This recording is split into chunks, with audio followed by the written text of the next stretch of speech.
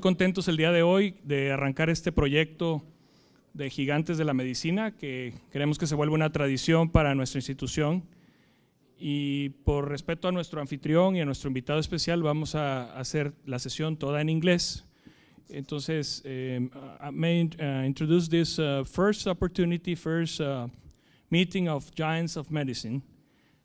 This is a lecture for students and faculty, and we are very honored to have Dr. Fraizer.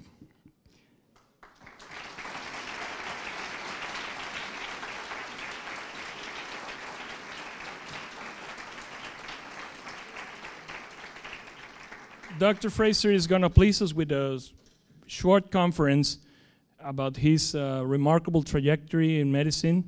But first I want Dr. Torre to read, to talk about him a little bit. He doesn't need to read. He doesn't need to read about him. So. No, brevemente les voy a platicar en español nada más un poco la historia. Dr. Fraizer, I'm going to just tell them your history briefly, okay. And then we'll switch to English right after that. Pero el Dr. Fraizer probablemente uno de los cirujanos que está, déjenme pararme para que me vean, es probablemente uno de los cirujanos vivos que ha hecho más trasplantes de corazón en la historia. Él ha trabajado toda su vida en el Centro Médico de Houston, es de Texas, estudió en la Universidad de Texas, de un pueblo en Texas. Él luego nos vamos a preguntar, les vamos a platicar un poquito, o le vamos a preguntar un poco de su vida, pero trabajó junto con el doctor DeBakey y con el doctor Cooley por 40 años, o más de 40 años, y en una época yo creo que él solo fue la persona que más trasplantes de corazón hizo en un año, seguramente hizo cerca de 100 trasplantes de corazón en un año. Si se pueden imaginar la dimensión de lo que eso significa, es estar despierto cada tercera noche, probablemente toda la noche, haciendo trasplantes. O sea, no es algo inconsecuente. El programa en la época que él estuvo más activo era el programa más grande de Estados Unidos de trasplante de corazón. Yo tuve la fortuna de trabajar junto con él por muchos años en el programa de la competencia, aunque siempre quisimos trabajar en conjunto. Él trabajaba en el Hospital San Lucas con el doctor Cooley, yo trabajaba en el Metodista con el doctor DeBakey, pero él probablemente, y sí les digo literalmente, que es un poco así como una leyenda viviente. Entonces, vamos a aprovechar esta sesión y el objetivo es tener una relación, un poco, una conversación casual. Empezamos a hacer preguntas, no veo micrófonos por ahí, también está difícil hacer tantas preguntas, pero sí tendremos la oportunidad de algunos de ustedes, si tienen una pregunta muy imperiosa, la pueden escribir, pueden pasarle a Maggie o podemos hacerlas algunas en el micrófono. Tenemos un espacio de entre las 6:30 antes de las 8 de la noche, para no cansarlo tanto, ¿verdad? Muy bien. Entonces, Dr. Fraizer, I'm going to switch now to start the conversation. I basically just told him your story. I told him that you were a living legend. But I'll let you think about that for a moment. When people would tell Dr. DeBakey that story, people would approach DeBakey, who died just short 3 months of 100 years, and then we'll ask DeBakey. I said, Dr. DeBakey, what do you think about being a living legend? And I said, I like that part of living. I don't really care about the legend part. He was almost 100 years old, so Dr. Fraizer is far from being 100. But Dr. Fraizer, why don't you tell us a little bit about your upbringing? Can you guys tell, and you see his boots? Right? So he's from Texas, and I always used to tell him that, not only that, see what the boots have on the front, right? The Republic of Texas. But, and I used to tell him all the time, northern Mexico and Texas are pretty much the same. People wear boots and cowboy hats, now replaced by baseball caps, and instead of horses, they use pickup trucks, which is northern Mexico and Texas, not that much different. But why don't you tell everybody about your upbringing, and then maybe after that, why you decided to become a physician? Well, I grew up in what we call West Texas. If you look at a map of Texas, it's not really West Texas. If you think of West Texas, you think, well, it's out here somewhere. But that's not what the Texans called West Texas. The West Texas was a line about from Fort Worth to the Rio Grande, Because nobody lived out here in the early days because of the Indians, you know. And I still, when I was a kid, I collected arrowheads, you know. There were always a lot of arrowheads because the Comanches kept people off the, from going further west than where, basically where I grew up. But my parents were school teachers. My mother was 40 when I was born, 40 years old, which was very unusual. It was 1940, so at that era you didn't have children at that age, so but it was good for me because it was like having grandparents, you know, for your parents. I always, I never had to. What is this? I thought it doesn't work. Is it working? Oh. Anyway, I never picked up a shoe, or I never picked up a sock, or made up a bed.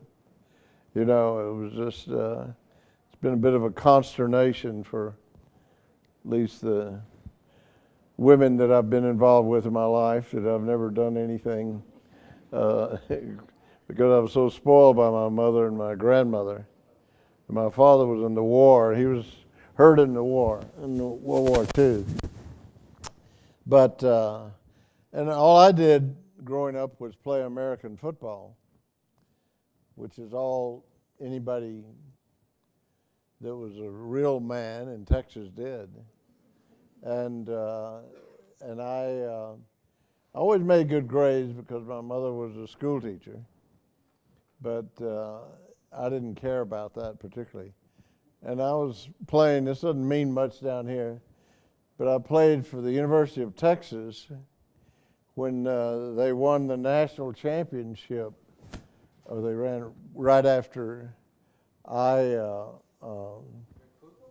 football, American football, not soccer. It means a lot in Monterrey. People like football a lot.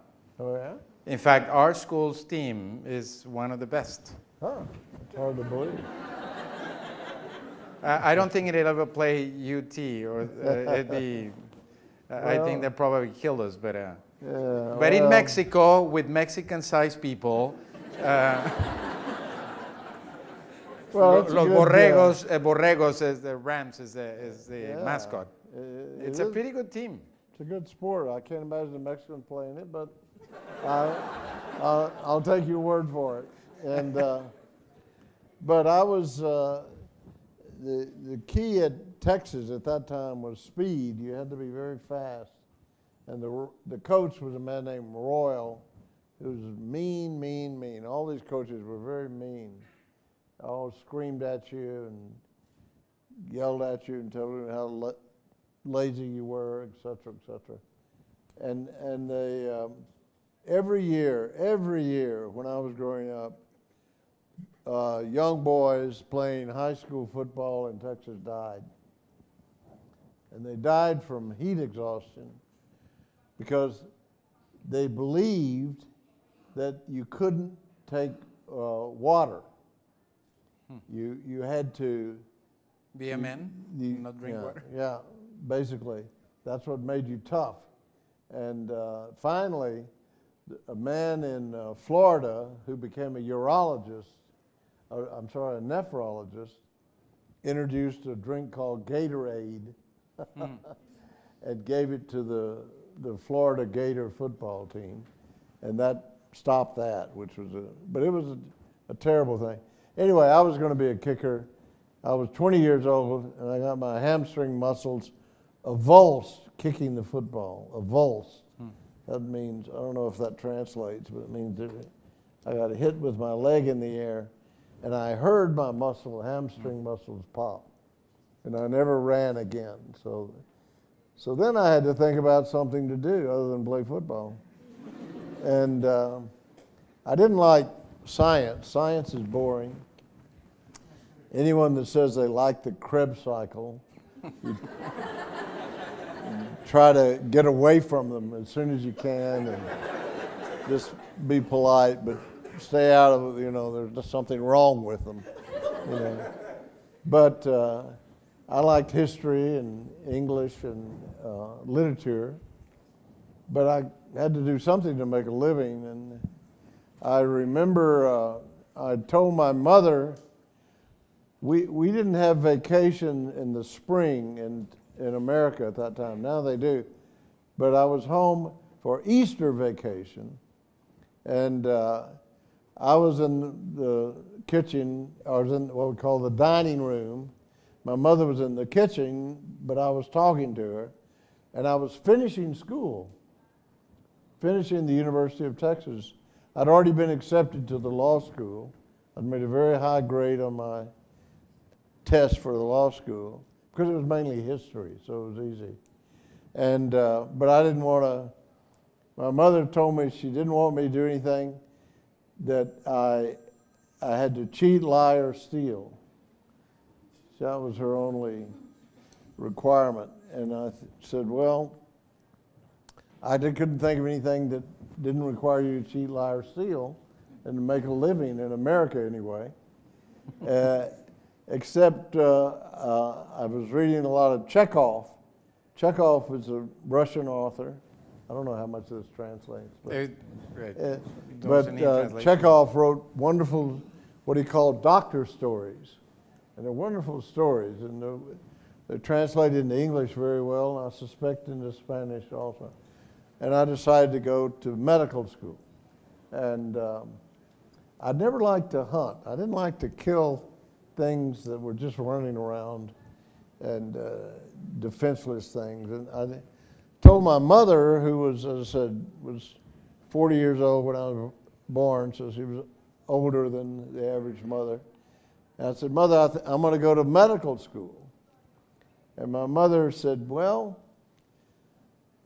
you can go to medical school, but you'll never be much of a doctor. You never will be very successful as a doctor. And I said, well, why, Mother? And she said, you know, you never killed anything. You never liked to kill things. And I said, well, you don't have to like to kill things to be a good doctor. And she said, well, maybe not, but I think it would help. And she thought I was just too soft-hearted to be a doctor. And but I took all my pre-med courses in 1 year, which can't be done today, and went to the I went to Baylor because the only reason I had a girlfriend in Houston. That's the only reason I went to Baylor. And that's when I met Dr. DeBakey. Anybody says they like Dr. DeBakey, you know they never knew him, because he was impossible to like, you know. Unless you met him when he was older. Yeah. And then he had mellowed down. So yeah, but when he was always on you, and he fired everybody, and he was mean as a snake, but I learned a lot from him. And basically, by chance, I got involved in the artificial heart research. This was the early 60s. And so we were already, you know, in America, it was the Kennedy era. We were going to go to the moon. We were going to solve world hunger. We were going to make world peace. We were going to da-da-da-da, and we were going to make an artificial heart. Well, we went to the moon, but that's about it. Mm-hmm. But I started working with Dr. DeBakey on the artificial heart in 1965. So it's been over 50 years now. And, but he thought, as I was telling earlier, he told me one time that by 1980, there'll be 100,000 Americans with an artificial heart. Well, it turned out it was a little harder than he thought. But that's what started me in the field. That's it. So you touch on the idea of sports, and then so I want you to tell us or talk to people about the rigors of training to become a surgeon, and maybe the experiences with Dr. DeBakey, Dr. Cooley. And then I maybe want you to reflect on sports and the rigors of medicine. You know, does it help? But can you just share, Well, maybe tell us about the training in surgery at that time? How was the training? It was very, very rigorous. And I think it had, in many ways, it was too rigorous. With Dr. DeBakey, it was hard all over America, but Dr. DeBakey was legendary as being the toughest. And at that time, Dr. DeBakey was on the front of Time magazine.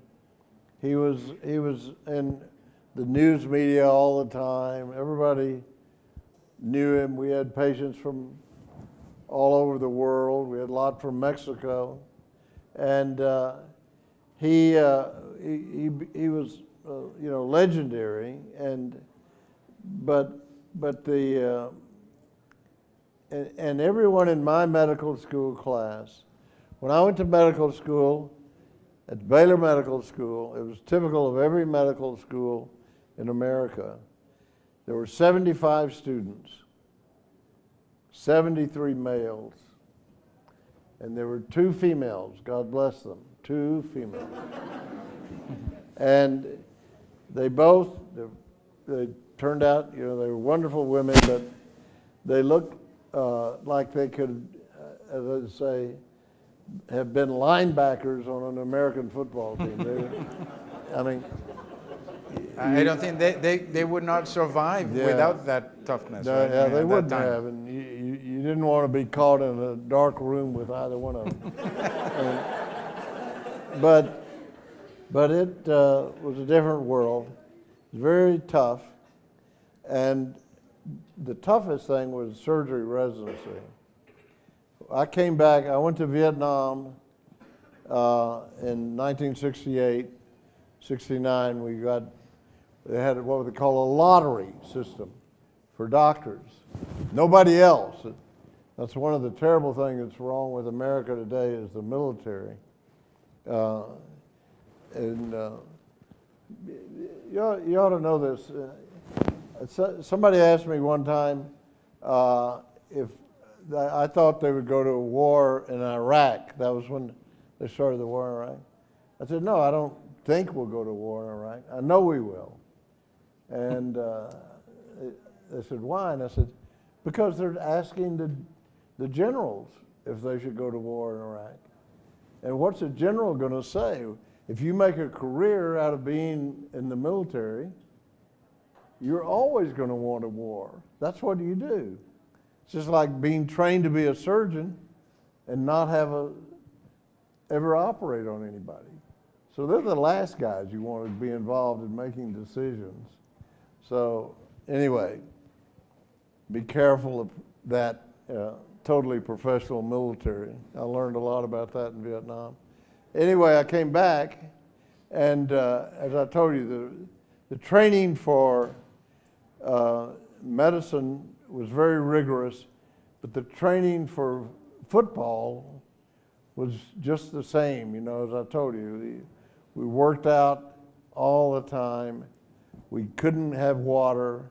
In August in Texas, we started working out twice a day. In the morning, we'd start at 8, go to 10. In the afternoon, we'd start at 4 and go to 6 or 7. It was just very rigorous. Well, Dr. DeBakey, when I started my residency in 1970, and he knew me because I'd worked on the artificial heart as a medical student, as an intern, and I'd won the DeBakey Award, which as a senior, which was a surgical award, which turned out to be a bad thing because it meant that he remembered your name. So it made it even worse. But we started out with 20 in my first year of residency, and 4 of us finished. So he fired the other 16. And at one time, we had to work 3 months in the Dr. DeBakey's ICU, and the lighting was just sort of like this room. At that time, there was no windows, and you couldn't leave. The only way you could leave is if Dr. DeBakey fired you, which he did a lot of people. And so the man ahead of me was a man named Dick Howell. I don't know if you remember. Mm-hmm. He was a nice guy. He always wanted to be a heart surgeon. Everybody wanted to be a heart surgeon those days. And he called me after he'd been on Dr. DeBakey's service for 6 weeks. So he had to spend 3 months. He'd been on for 6 weeks, and he called me. I was at Ben Taub, which was a training hospital in Houston. And he said, Bud, the old man, that's Dr. DeBakey, we called him the old man for a lot of historical reasons. The old man just fired me. If you get over here before noon, since I was due to go next after Dick, I had to come over and take over. He said, if you get here before noon, I'll show you the patients. If you're not here by noon, you're on your own. Well, there were always 40 to 60 ICU patients. So I got in there and I got before he left, and I tried to convince him to stay. You couldn't finish the training program, but you could finish the year. Even if Dr. DeBakey fired you, they'd let you finish the year, and you would get credit for that. So you could transfer, but he was leaving. Dr. Fraizer, let me make sure that people understood this. I'm not sure that maybe you went too fast. That meant that he had to be in the ICU with no windows. Food needs to be brought up to him for 3 months, day and night, sleeping in the ICU all day long. So today, so let's talk about that for a moment. How, I mean, that's a big deal. It's probably today by current Mexican and American standards inhumane.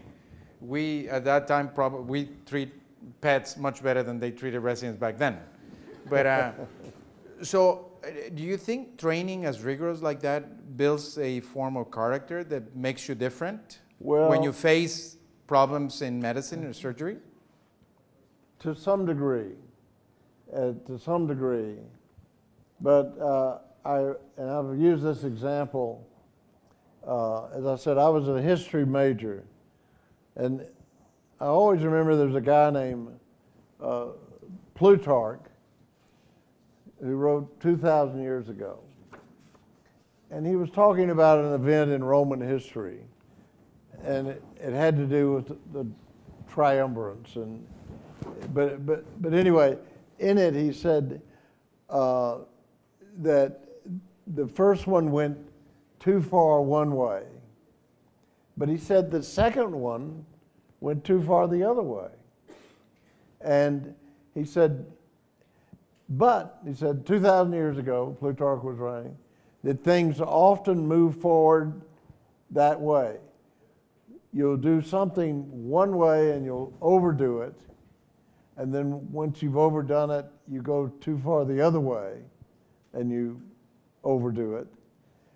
But you hope, and I always remember this, because I didn't know anything about sailing ships, of course. I grew up in West Texas. So, but he said it's like sailing a ship against the wind, because the Romans even knew that. You can go against the wind, but you go this way and that way. But you hope you go forward. That's a windy answer, but I think it was too much then. 3 months in the ICU, no lights.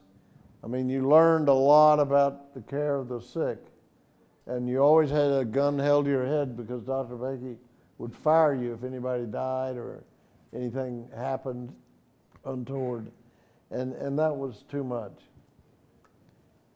Now, I think today we've gone, like Plutarch said, we need to be a little more rigorous, I think. And I think we've gone too far the other way. But that was too much. That was too much. There were a lot of very good doctors, like Dick Howell, got pushed out of something, and and we had one about 3 years before 3 or 4 years before I started, a guy committed suicide in there. One of the residents did. And that's too much. But so I think there has to be, because medicine is a discipline. It's a discipline, no matter what you're doing. Even if you're an ophthalmologist, it's a discipline. If somebody, where is if somebody, so the dean of the school is an ophthalmologist, but he's hiding. Yeah. Where is he? He's he no, also happens to like history, but I just met him. That's it's why, the misfortune of that's being what an reminded ophthalmologist. me of that. And but you have to be. You're working for. It's a wonderful discipline, though, and I always felt like I followed my mother's advice, because you don't have to cheat, lie, or steal, and all you do have to do is help your patients. So it's a wonderful calling, but I think the training at that time was too rigorous. You can still have the training, but it shouldn't be that. You know the word vicious in English? Yeah. Vicious. It was vicious in those days, and I think that was asking too much. So let me follow up on that. Because I mentioned, and maybe I said that in Spanish, you probably didn't follow that you had performed close to 100 transplants 1 year. And I guess in his history, he's done close to 1,000 or over 1,000 transplants, which is a big deal. Just for you to know, in Mexico, in the whole country for all these many years, I don't know, we probably have not done more than 300 transplants in the history of Mexico, heart transplant. So he did it himself over 1,100. And then in 1 year, and you can correct me, 1 year, close to 100. So to be able to sustain that, how do you balance that intensity of work? What drives someone to do that? Is it, and I know the answer to this, but I will say the same. Is it just the glory for doing so? Is it the fact that you want to help patients? Or is it the money? Or is it the fact that you're driving the field? So what makes someone do that? Well, sometimes I wish it was the money, but you know, if you don't have, you have to get your passions when you're young, and you have to have something worthwhile. So, you know, these young people, you know, it's so hard to. You have to have something worthwhile to work for. And if you keep that, you're a man or a woman are only as good as their passion. You have that word, passion? Yeah. And you have to have a laudable passion, and you have to keep your direction toward that passion. And I think you'll be rewarded. You may or may not be rewarded financially, but I think as having a meaningful life, for whatever else, you just have one life, and you should try to make it meaningful. And I think you're only as good as your passions, and that was one of the things.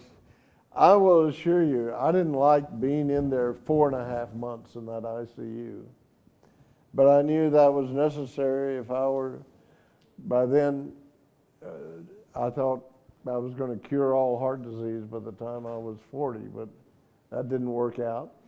But I was able to make some contribution to the problem. But I think you have to sort of keep that in balance. And if you don't have that, and if you deviate it, then from it, then it you compromise what you want to do. Now, you have to have a family life. You have to have other aspects of your life. So you do have to have some balance. And I do appreciate now that I think we've done a better job with that. And I think the fact that women got into it helped a lot in America. I mean, you can tell your son, God damn it, if you don't get this work done, you're gonna get the hell out of here, I'm gonna fire you tomorrow, die. I don't think you'd say that to your daughter, you know? Dr. DeBakey had 4 sons. I always wondered what he would have been like if he'd had 4 daughters, you know? If he'd have been a little easier to work with, and it wouldn't have been quite so tough. But I do think, you know, that was the world that I grew up in. I think it's improved a lot, and I think it's been a big, important advance in America, as well as obviously here, to include men and women in the field. And I think it's added a lot to the compassion in the field.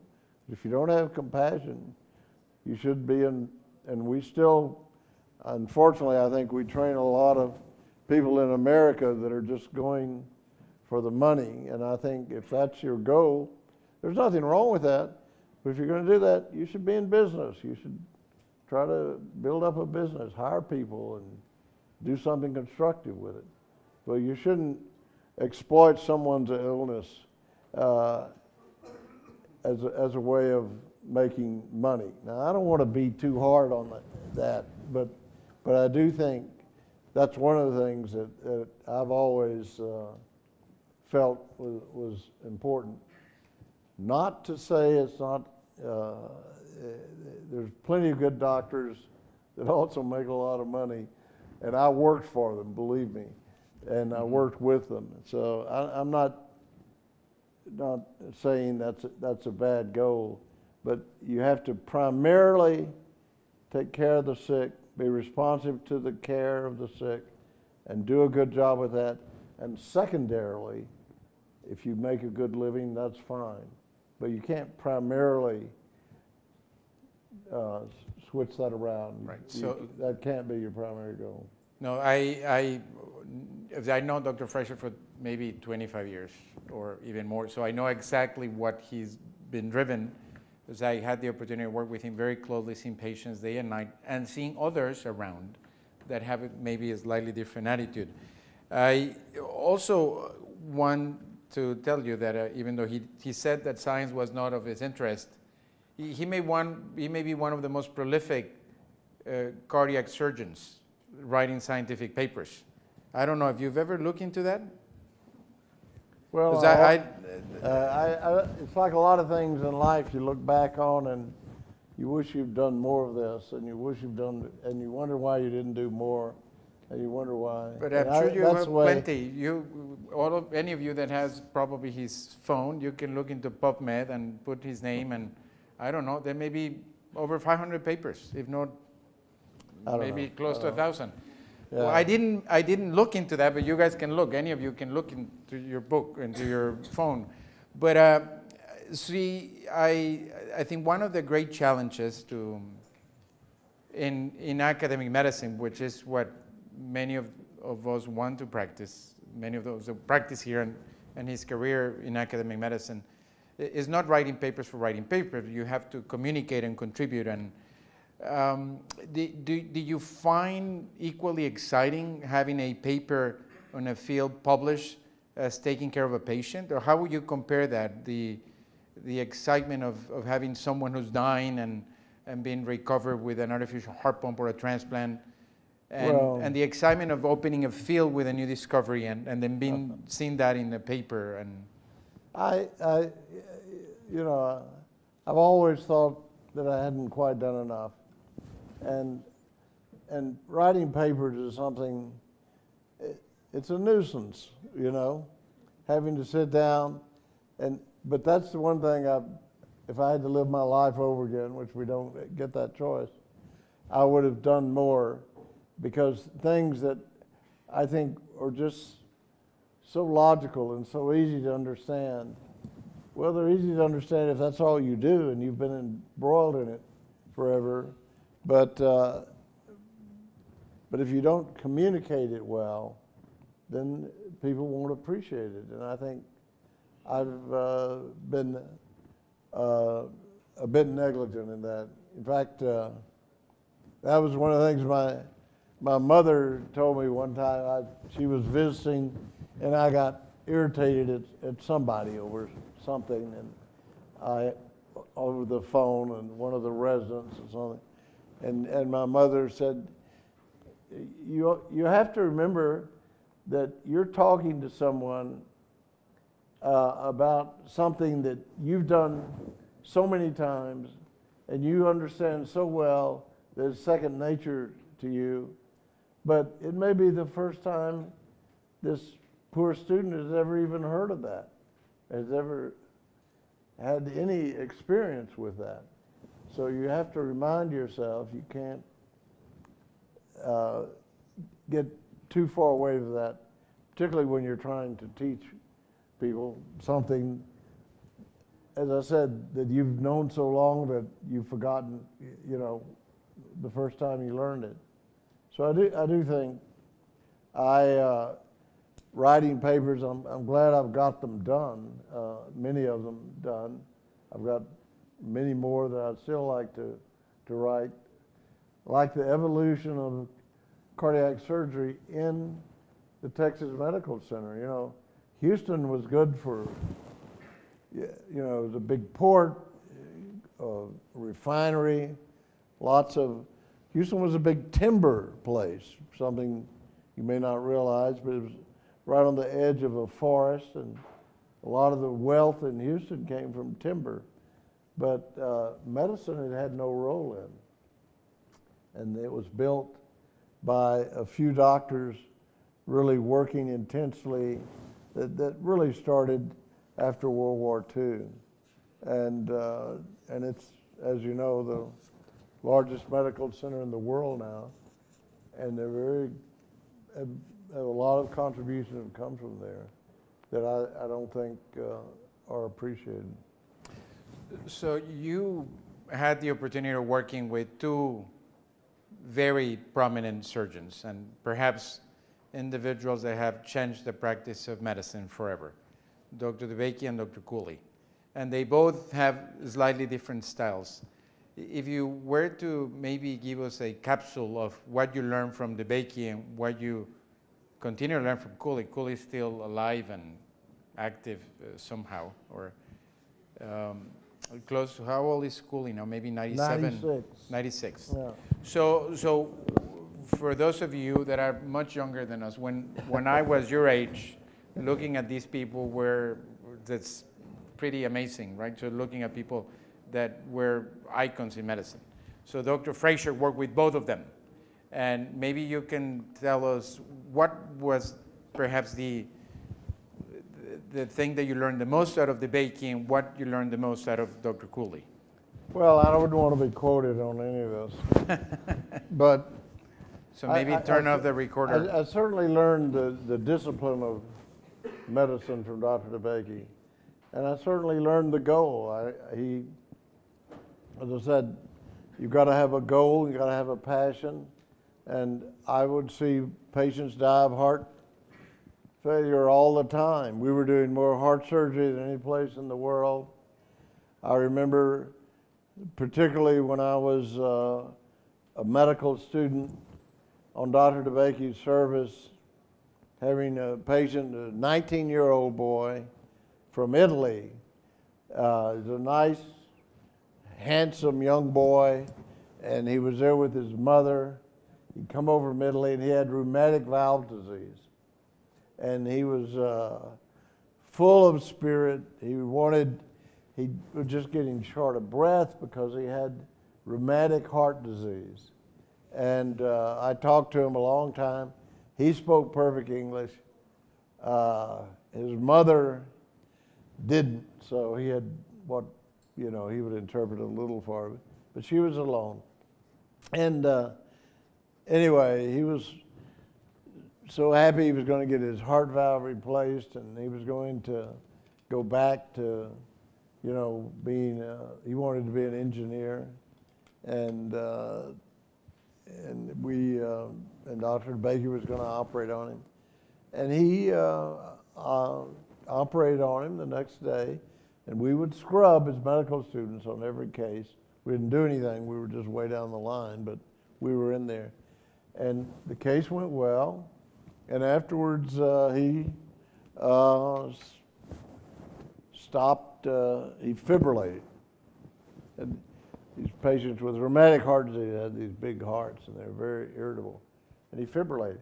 And they, in those days, they didn't massage the chest like this. They opened the chest. So the resident opened the chest and started massaging. But then they made me start massaging, because I was the youngest and I was strong. I just finished, you know, I was a football player still. I was in good shape. And I was massaging his heart, and they couldn't shock it back.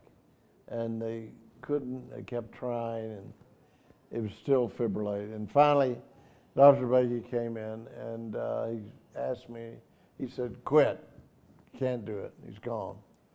And so he went out to talk to the boy's mother, and I still, and I kept massaging the heart, because when I first started it, the boy woke up and he reached up toward me, you know. And so the nurse had actually, you know, sedated him, and I wasn't going to stop, because, you know, I was 25 years old. And as long as I massaged his heart, it kept him alive. And finally, the resident came and just knocked me down, knocked me off of him. And I think, you know, experiences like that with Dr. DeBakey really made me think, you know, this guy, if my hand could keep this boy alive, why couldn't, you know, we make a pump that would? And so I think he certainly instilled a drive in me. Dr. Cooley was the master heart surgeon. He was compared to Dr. Baker, very easy to work with. He never fired anybody. He didn't have to, because he was a master heart surgeon. There'll never be a better heart surgeon than Dr. Cooley. He did, in one day, I remember him doing 14 pump cases in one day. And they weren't easy cases. They were all hard, tough cases, and I was there and I saw him do it, and he went home at 6 o'clock, started in the morning. There was nobody, he was a master of heart surgery. And I've had somebody tell me, a pilot tell me that there's not a pilot alive today. There's not a pilot alive today that could take that spirit of St. Louis that's hanging in the Smithsonian and fly it across the Atlantic like Lindbergh did. It's just not possible. There's not a surgeon alive today that can do 14 hard congenital valve aneurysms cases like I saw Dr. Cooley do and go home at 6 o'clock. Not possible. But he didn't, and I knew that I would never be able to do that. I knew that I could never, and nobody will. But I did think, and I think Dr. DeBakey in many ways, and I wouldn't want anybody to tell Dr. Cooley this for sure, that he instilled with me the desire to do something that I could do. I couldn't be the surgeon, nobody be the surgeon Dr. Cooley was, but I could work on something to replace my hand. I never knew that story. That's very good. So Dr. Cooley and Dr. DeBakey, very big surgeons, right? So I don't know, for those of you that are students, 14 cases in cardiac surgery in one day is really unimaginable. Right? I mean, if you add the numbers up, it's impossible, right? It's pretty incredible. But Dr. Cooley and Dr. DeBakey, for those of you that have not visited the medical center, the Texas Medical Center, they fought and they were enemies for many, many years in some way. But before Dr. DeBakey died, they made up. and Dr. Fraizer has something to do with it. So why don't you tell us a little bit of that? Because that story, no, I really think that maybe I don't know if having them not being friendly made the Texas Medical Center greater, or if they would have worked together, maybe the medical center would not have been the way it is today. I don't know what made it so big. If it was a rivalry between those two, or if they would have stayed within the same team, maybe they would not have progressed as much as they did. Well, Dr. DeBakey never endeared himself to people very much. And Dr. Cooley was such a superior surgeon. Dr. Cooley started doing heart surgery in 1956. He was 36 years old. The first 20 patients that underwent open heart surgery, only one lived. That's on a heart-lung machine. One, uno, as they say in Spanish. 1 out of 20. So the thought was that heart surgery really wasn't going to have much of a role. There was one man in the University of Minnesota named Lillehei. Funny name, Swedish name. But Lillehei was the first person to actually be successful in doing heart surgery. Any students know how he did it? How he did it? No, I'm not asking you. You probably don't. But anyway, he did cross circulation because they couldn't make the heart-lung machine work. It was very damaging to the blood, and it would kill these patients. So Lillehei, he had a resident whose wife was pregnant, and anyway, that's the way he tells the story, and he started thinking, well, heart surgery then was congenital heart surgery, because they didn't have valves, they didn't do bypasses, but it was congenital. So he got the idea of taking the parent of a child and hooking the parent up to the child and making that, the parent was the heart-lung machine. And that was the first successful heart surgery. And he did ventricular septal defects. He did tetralogies, what we call tetralogy of flow. He did complex congenital heart disease. But he did it with the parent hooked up to the baby. And the parent serves as a heart-lung machine. And, all that's in the history, and you ought to learn about it, because it took a lot of courage. And Lillehei was one of these guys out of World War II. He was a tough sort of guy, but still, he was attacked right and left. They said that he had an operation, the first person in history to have an operation that could have a 200% mortality. He could kill both the parent and the child. And he nearly did in a couple of occasions, but many of those cases that he operated on are still alive. And Dr. Cooley in 1955 went up there to see Dr. Lillehei to see how to do this, because Dr. Cooley had been with Blaylock, and Blaylock did shunts for congenital heart disease, never open heart surgery. Nobody did that. And the thing about Lillehei was he's a guy that sort of lived on the edge. He was always in trouble, and he was always, Dr. Cooley went up with the cardiologist who was what we call a hard shell Baptist, a very tough Baptist. And he didn't believe in drinking, he didn't believe in anything that sounded like fun. He didn't believe in it.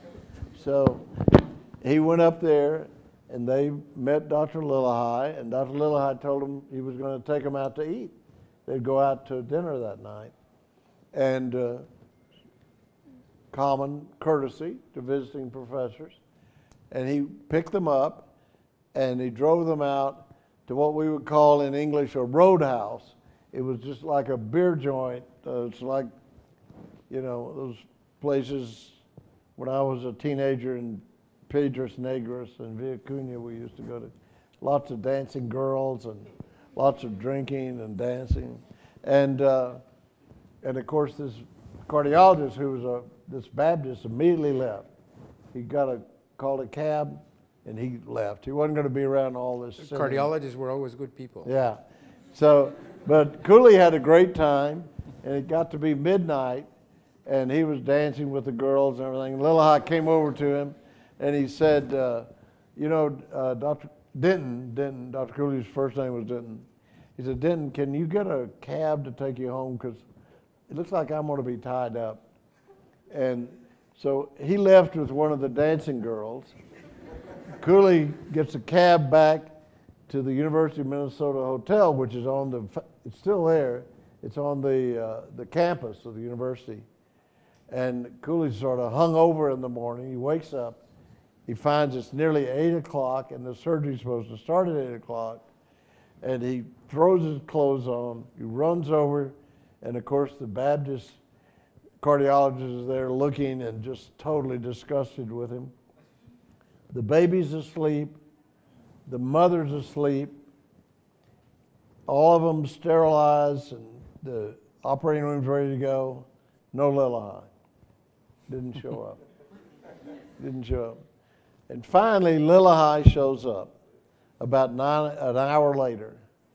And he goes out to the sink, and he starts splashing water in his face to wake up. And then they probably don't know what amyl nitrate is. Yeah, I think so. Yeah. They used to pop it. They used to give it to boxers. If they got stunned, they'd pop. It's a stimulant. It's a great stimulant.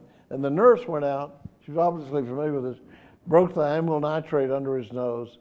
It got thrown out in the 70s because all the medical students were abusing it. They were sniffing amyl nitrate all the time. And it perked him up. And he came in, and he closed the VSD, and Dr. Cooley still says it's the prettiest surgery he ever saw in his life. And he came back to Houston, and that was the fall of '55. In April of '56, he did a ventricular septal defect after a myocardial infarction, which is one of the toughest cases to do. But he made his own heart-lung machine. And he made it, he got it from a hardware store, basically. It's a bubble oxygenator. And he did, between April of '56 and the end of the year, he did 96 open heart cases. The only places in the world that were doing heart surgery were the University of Minnesota and the Mayo Clinic. And between the two of them, they did 30 cases. And Cooley's all lived because he was so fast. And Lillihai always said the most important person in the history of heart surgery was Dr. Cooley. Everybody else in the world said it was Lillihai. Lillihai, by the way, lost his license because he was spending money on prostitutes in Las Vegas, and he was actually writing it off as for income tax purposes. He was deducting it from his income tax. And anyway, so that,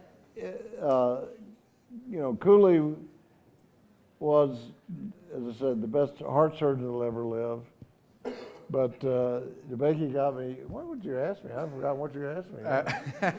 Anyway. That was a good story, but I asked you about the... No, I think what you're trying to say, that Dr. Cooley was the best surgeon that ever lived. Yeah. And I asked you whether... I think, yeah, back to the point. The fact that the point that they were such rivals, because Cooley was the heart surgeon, and he was a master heart surgeon. He started doing surgery at St. Luke's Hospital. If you go to the Texas Medical Center, it's right across the parking lot from Methodist. But he never went back to Methodist after he started doing heart surgery in Houston. And Dr. DeBakey actually opposed it, but he didn't stop him, which was another good trait of Dr. DeBakey, because he was chief of the surgery. He could have stopped him and said he couldn't do it, but he didn't. And Dr. DeBakey never was, he wasn't a bad heart surgeon, but he wasn't in a league, or he wasn't nearly as good as Dr. Cooley, but he didn't do heart surgery until he was 1960. So he was 52 years old before he did a first open heart case. But I think the competition between the two, which was intense, and they never spoke to each other after 1969 when Dr. Cooley acquired his heart, his artificial heart. But that competition is, which I think is the crux of your question, I think it resulted, you're only as good as your competition, we used to say in sports. So no, I mean, I think it made both of them better. Trying to get your thoughts on that, because I think competition is what made it big, which I think applies to everywhere. If there is no competition, there is no incentive for anybody to do better. So my gut feeling is that if they would have not separated, maybe the Texas Medical Center wouldn't be what it is today. Which, well, I think that's a fair statement. I think, I mean, competition can be, particularly in medicine, it can be carried too far. It can be deleterious. But I think in this instance, where you were fighting for, you know, trying to save people's lives, and if the patients didn't do well, then you didn't do well. So you did everything you could to make them do well. so let me ask one more. I'm going to talk about one more general topic, and then, you know, we've been talking for a little over an hour right now, and maybe we'll have an opportunity for a few questions. But see, you see the guy there in the surgical cap? That's Dr. Felipe Gonzalez. He's a cardiologist, but he wants to be, and even me today actually was not in purpose, but we like to be like surgeons. And surgeons, like Oscar, who's there, is nicely dressed, who likes to be like cardiologists. But I only mentioned in what's happening in the cardiovascular surgical field is that cardiac surgeons actually want to be like cardiologists. They want to do less aggressive operations. Maybe not in heart transplantation. There's nothing you can do. Although now people are doing very small devices that are pump-like. But the field is evolving where things that I'm sure I did not even imagine when I started medicine, that you can replace a valve without an open heart surgery. Even cardiac stents, you know, that we could replace or open up arteries without the need of an operation. So cardiovascular surgery is evolving in a way that, in fact, maybe you can tell us a little bit, there are less people interested in doing cardiac surgery because cardiologists are doing their job. And in fact, but I'm not sure that these are replaceable, but without any question, in my career, you've seen this dramatic evolution where, I mean, frankly, if you go back 30 years to conceive that you can fix a patient that has aortic stenosis, a condition that requires a big operation, or that you can repair arteries that were blocked, it's unimaginable. You know, I remember when I was an intern at Methodist, Dr. DeBakey used to come to the cath lab to see how people did angioplasty. I mean, think about this for a moment. One of the giants of cardiovascular surgery would come into a cardiologist's room to see how you open up an artery. I mean, it's amazing. And now valves, and then eventually maybe small pumps. So what are your thoughts on that evolution? And it's not that one is replacing the other, but there's probably some... No, I think that's an important point, because initially, first there was no heart surgery, of course. And there really was no cardiology. There's very little done to help heart patients. You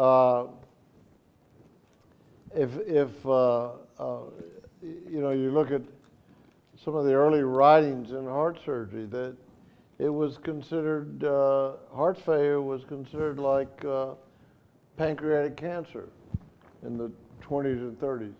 There was nothing you could do for it that was very helpful. You could try to give the patient, put them to bed, let them rest, give them morphine, and just make them comfortable, just like you know, we do in terminal malignancies. And then, of course, with the advent, particularly of the heart-lung machine, and some improvement in medical therapy, there was a stimulation to the field absolutely in cardiac surgery, but it also stimulated cardiology, because then, particularly with the advent of coronary bypass, we needed an angiogram. Well, then the cardiologists suddenly became surgeons. Surgery is a manipulation of the anatomy for the benefit of the patients. And so, and the cardiologists don't like to talk about this. They don't. They'll deny it, you know. But they became surgeons first, because they started manipulating internal anatomy. Grundzig started that. It's a great idea. And of course, nobody thought it would work. There's and everything that's been alluded to here, there's a book in English called A Confederacy of Dunces. I don't know how well that translates. Confederacy.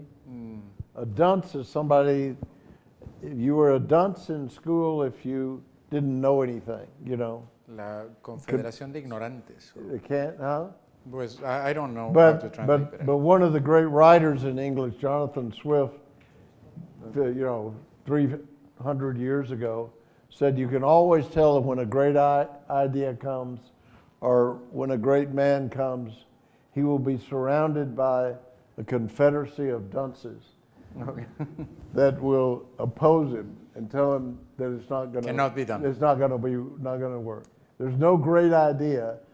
If somebody tells you you've got an idea, and you start telling your friends and your compadres about it, and they say, "Oh, that's a great idea. That's a great idea." It's not a good idea, you know. If it were a great idea, it would have already been done. But if they start telling you, "Oh, this is stupid. It can't possibly work," and then you may be onto something. You may be able to do something. So every advance in medicine, nearly everything else in life, is surrounded by the confederacy of dunces that tell you it can't be done.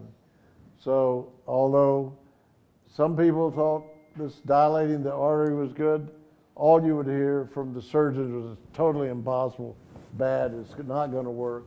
And of course, it still worked. And every step that's been made in cardiology, the surgeons who were already doing this stuff, all you would hear from them was that it can't possibly work. So, and these valves, as was alluded to, I'm frankly still amazed that they work. I thought dilating the artery seemed like a good idea, but beyond that. So the specialties are sort of merging, you know. And in another decade, the cardiologists are not going to exactly be any more surgeons than they are, although they are surgeons. They're manipulating the internal anatomy. That's surgery, you know. And more and more, I think, the cardiac surgeons have to be aware of these minimally invasive, all these wonderful advances that have been made in cardiology. I mean, I don't want to have heart surgery. If I have bad blockage, I'm going to make sure the cardiologists have looked at it first. Record that. We're gonna make a big sign of that. Well, anybody that says they want to have surgery, call a psychiatrist in, because that's a clear. They may need surgery, but nobody wants to have it. So one final thought before we open one or two questions is your career looking for the answer to heart replacement. Now, we always talk about what's the future like, and I guess the future seems like it's always been ahead of us all the time. But you really think that in the next, say, 5 to 10 years, we'll have a simple pump that will effectively replace the work of the heart in a way that can make people live free of tethering, free of battery changes, with a relatively risk that's similar to the best transplant, the best biological transplant. Well, I have the advantage, you know, of years on that. You know, we started doing heart transplants when I was a medical student, and everybody thought it was incredible news. Chris Bernard did this in South Africa. He did it in South Africa because they didn't have any rules for brain death. He told me that himself. You know, in America we had rules for we didn't have brain death. We had death was when your heart stopped. Anyway, I don't want to get into that, but I think it is you know, incredible the amount of advances that have been made, and I do think you've got to look at things differently. I got away from pulsatile pumps, even though I've worked on them when I was 23 years old, 24 years old as a medical student, 23, because your heart beats 100,000 times every 24 hours if you do nothing. That's just sitting still. So the young people like yourselves, the bulk of you, it's going to be more than that. So the fact that you could make a pump, because we gave up on heart transplants in the early 70s because all the patients died, and we started working on total heart replacement. And we actually had a battery made of plutonium that could power an artificial heart for 83 years without being replaced, you know, 83 years. We did studies in baboons, which you don't want to ever do studies in baboons if you can help it, but we did them, and the baboons did fine. But we didn't have a pump that would last more than 2 years. So that's why we started working on this continuous flow. And again, I had the advantage of having this experience. Everybody said it wouldn't work. You know, I was talking earlier in English that we have this, and I'm sure they have it in Spanish. Success has many fathers, failure is always a bastard. So usually if you do something that succeeds, you'll find everybody else is trying to take credit for it. But nobody's ever tried to take credit for this continuous flow, because I'm still vertical for one reason. I'm still alive, and they know I'll tell them how stupid they are. But you had to look at it differently, because a pulsatile pump that would only last 2 years would just make the patient a transplant candidate. We don't have enough hearts as it is. So it's not going to help anything epidemiologically. So that's why I started working on these continuous flow pumps. I must say, I never realized they would last as long as they have. We've had one patient, there's a patient we have in Michigan that's had one continuous flow pump in for 12 and a half years. Same pump, still running. We've had over 100 patients now that have been over 10 years with these continuous flow pumps. So I know the durability, which was the main limitation to the pulsatile pumps, we've solved that problem. Now, the other thing, that a continuous flow pump has a Starling's response. Starling's response. And that's something that we've always had trouble with. That is to say, if you have a pump that's pumping at 10,000 RPM and you have an inflow pressure of 10 centimeters, these are arbitrary numbers, and a constant outflow resistance, it'll pump 4 liters. But if you increase it to 16 centimeters, we've done this in the lab, it'll pump 6 liters without changing the RPM. Now, every engineer knows that, but we didn't know that in medicine, and I didn't know it until I started looking into it. So it has an inherent Starling's response. And the durability is, these pumps, we've not pumped them to failure. There's no reason for them to fail. And in fact, we now have a total heart that we're doing animals with. There've been over 30,000 of these continuous flow pumps. which I started in early 2000, have been implanted now worldwide. They put over 300 in Kazakhstan, of all places. But they work. Now, can you replace the total heart?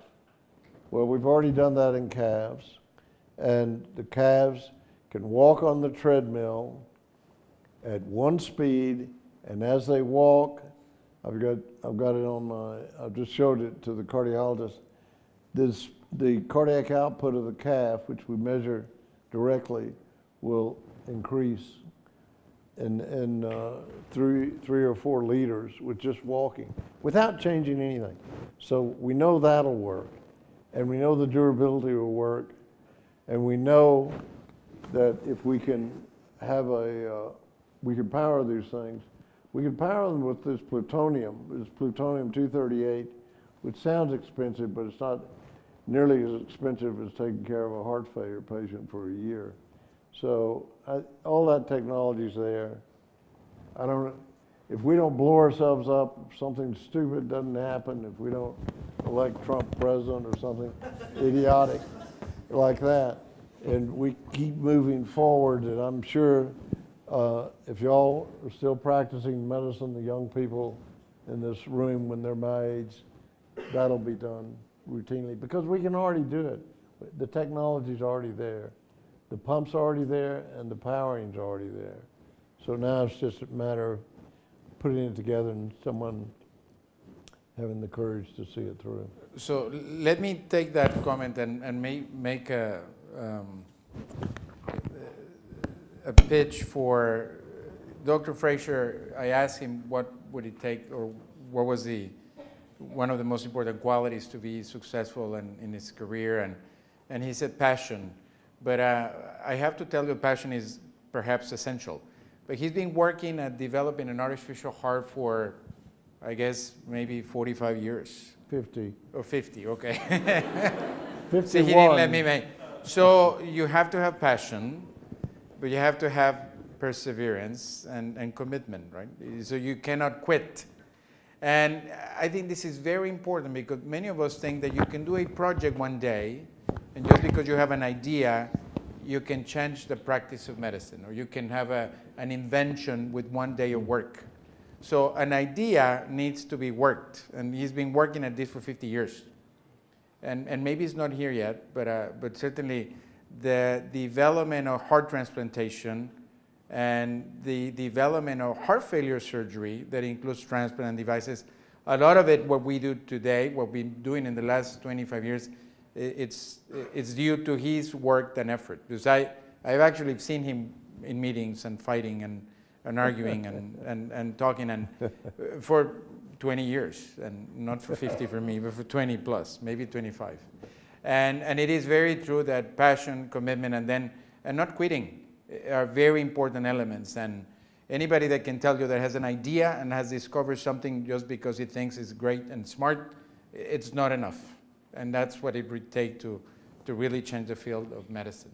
So we've been here for maybe an hour and a half, but I like to fulfill my commitment of maybe taking a couple of questions from the audience. I don't know if any.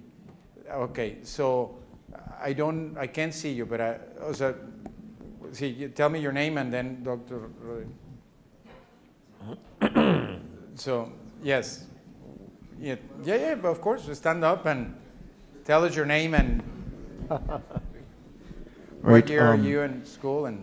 So, good evening, Dr. Fraizer. I'm a first-year medical student, and I just want to ask you, well, as you mentioned it, over the years, you've had many classmates that have been exposed to the same teachers and have been students at the same institutions as yourself, but what traits have made you different from them and are responsible for the massive success that you are today? Well, I hate to say that, we're all similar, but none of us are the same. Isn't it amazing? There's 6 billion people in the world. Somebody was telling me it was 4 billion. And we all have this, but there's nobody that's exactly alike, you know? It's an incredible sort of thing. But they're a lot alike. And that's what makes medicine possible, you know? We can reproduce things. Medicine's not a science. Don't let anybody try to tell you it's a science. Anything that depends on statistics is conjectural. So it's an applied art. And I think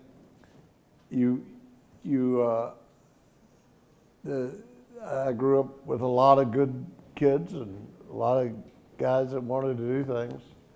I, you know, wanted to try to do something to affect people dying prematurely like the Italian boy, you know. And I attribute a lot of that to my parents, particularly my mother, who pounded that into me. So I would have, although, you know, there's a guy named Ibsen, he's a Swedish, actually Danish writer, who wrote a thing called Ghost. One of his plays is called Ghost. And one of the themes of that play is that we're only as good as the ghost in our lives. The ghost being what's, you know, the people that may be already gone and already dead, but the things that they imbued in you and pushed into you, you know. I can't do a lot of things now, although my mother's been dead for 30 years, because I know, well, she wouldn't go along with that. So if you need to have that, and I was fortunate, and I was fortunate in my experience.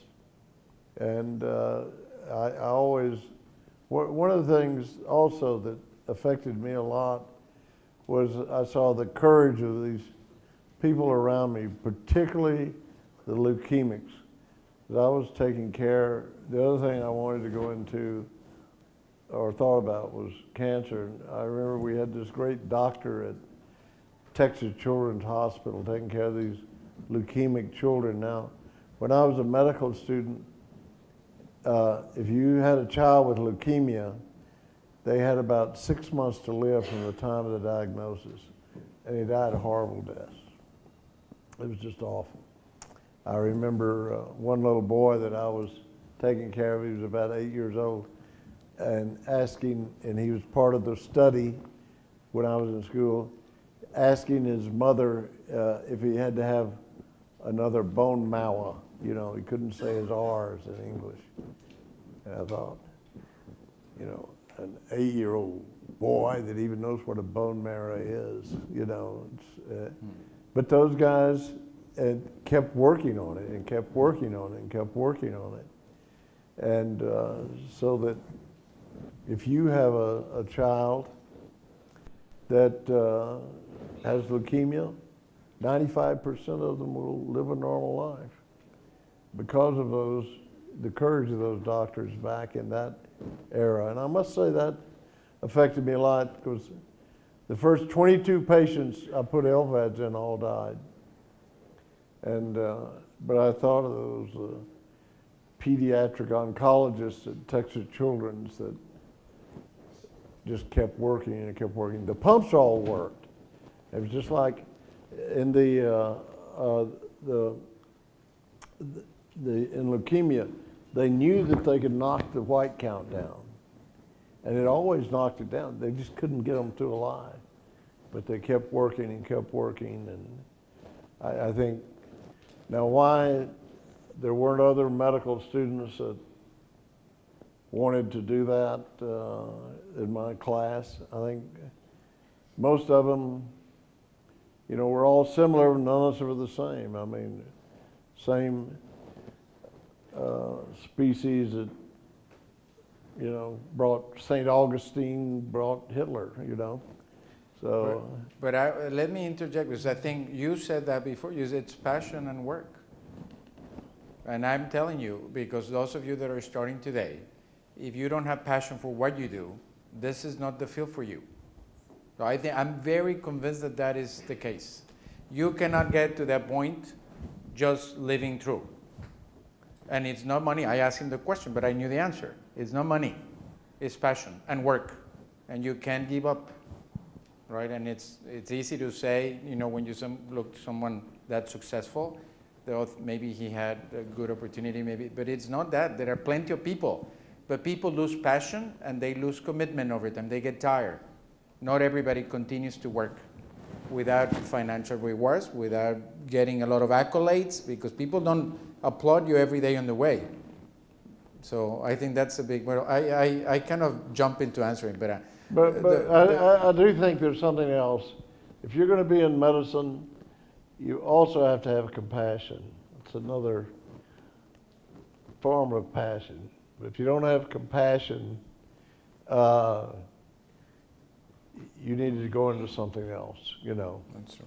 You go work for the Trump campaign or something.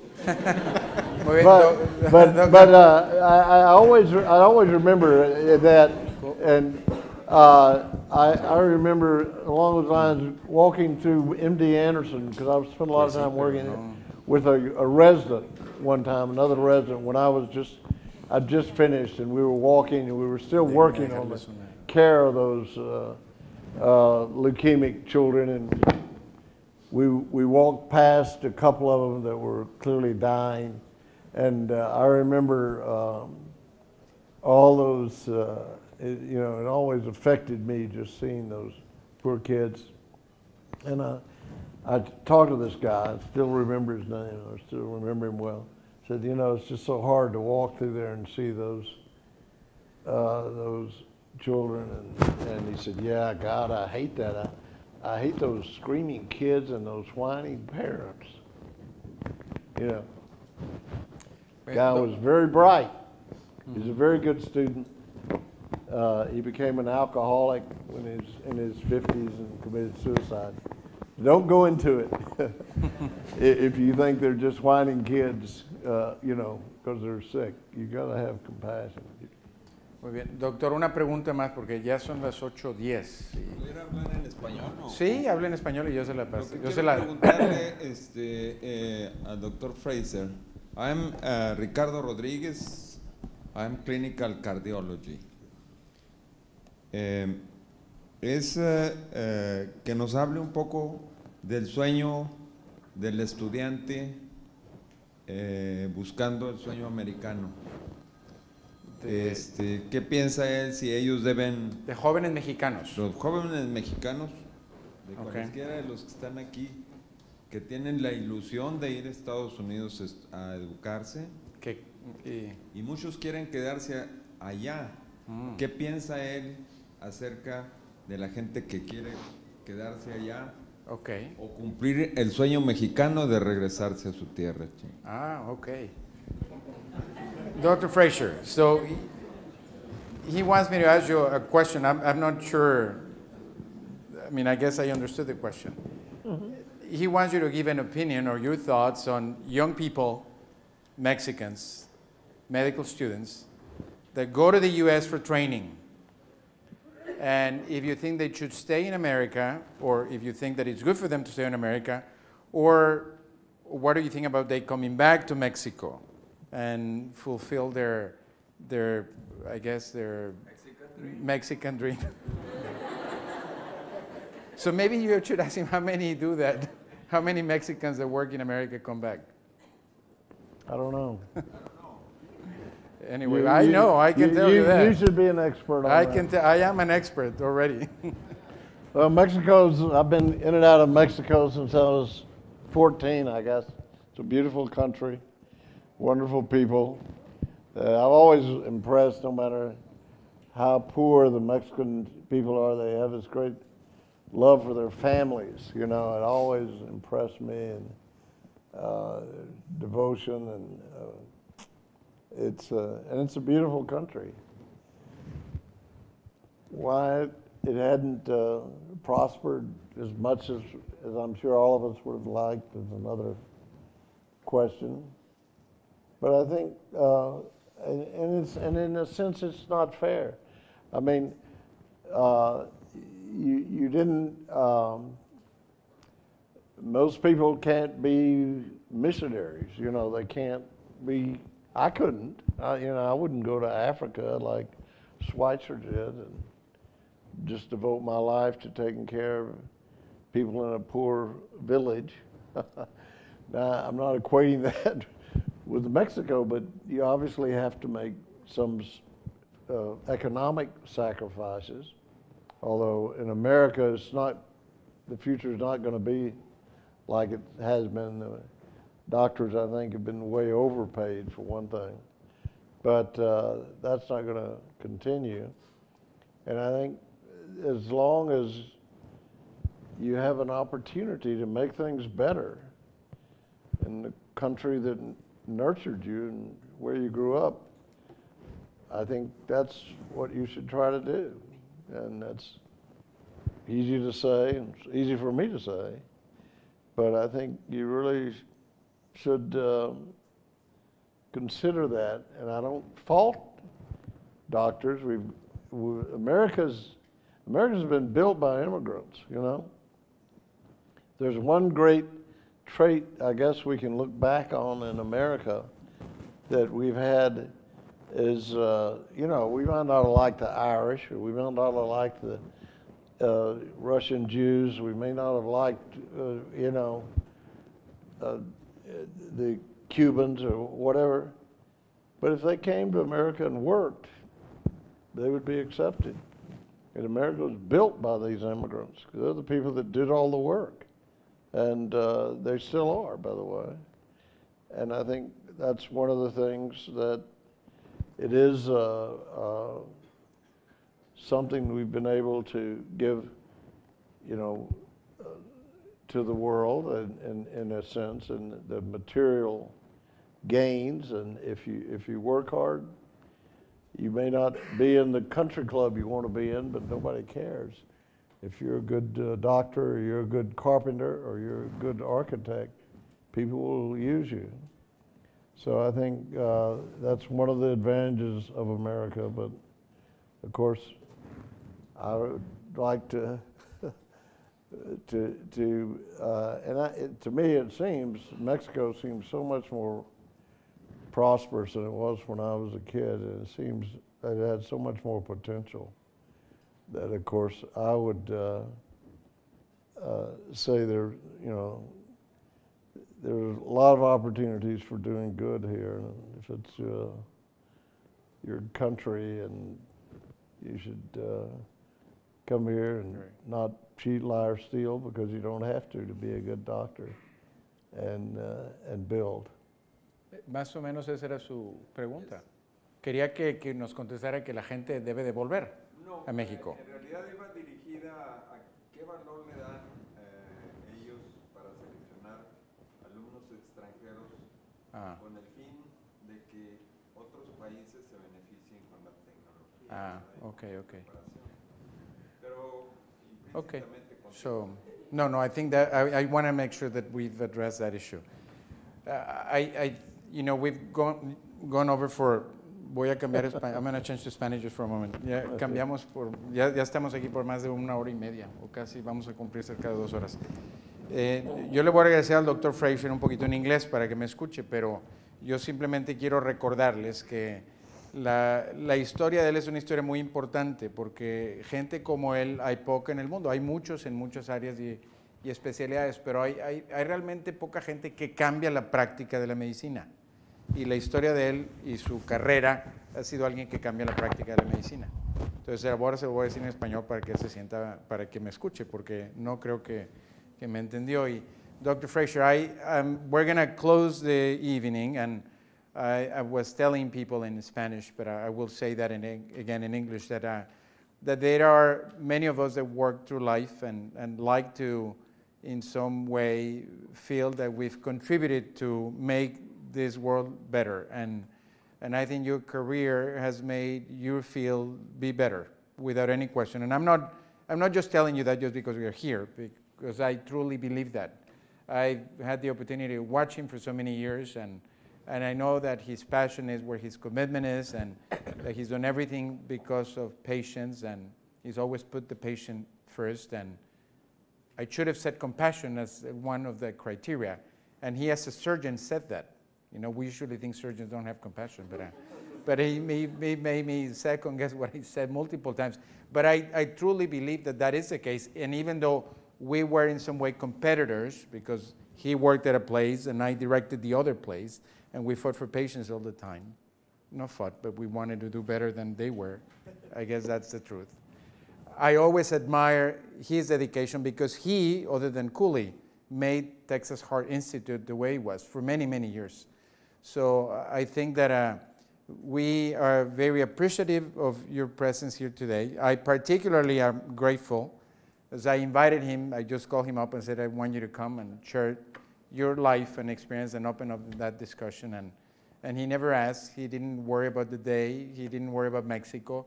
Many people that I invite, when they see Mexico, oh, I can't go to Mexico. They're going to kill me. I mean, he didn't really care. He doesn't care if there'll be a wall tomorrow and then he won't be able to get back. So that speaks a lot about him. And so we'd like to close. I don't usually do this, but Manuel, who will help me to bring you a couple of nice, simple gifts that as simple tokens of appreciation. Thank you.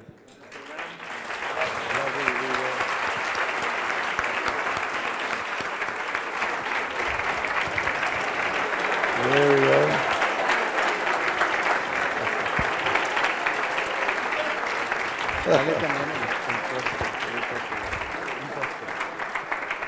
Well, thank you, Guillermo, and I really appreciate the opportunity to come down, and of course, cardiologist and surgeon. Yeah, I appreciate all you've done. Thank you. You've been a great gift to our medical center, and I remember when they started doing heart transplants at Methodist. Guillermo was the one I worked most closely with, and helped make that such a great program there, and I know you'll continue to do the same here. Thank you. Thank you. Thank you very much. Gracias.